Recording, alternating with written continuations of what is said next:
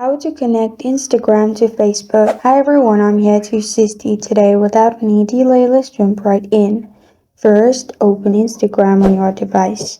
Here, click on your profile at the bottom right corner of your screen. Then click on the three lines at the top right. Then click on Account Center.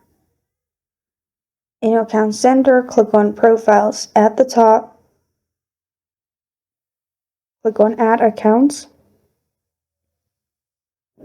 Click on Add Facebook Account.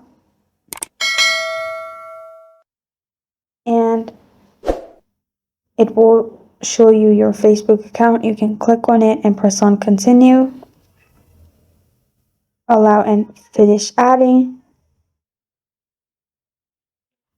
And after you do that, it will be added and Facebook and Instagram will be connected.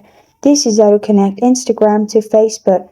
Thank you for joining me today. If this video helps you out, please leave a like and subscribe for more. If you got a question or want to suggest a topic, comment below. Thank you for watching.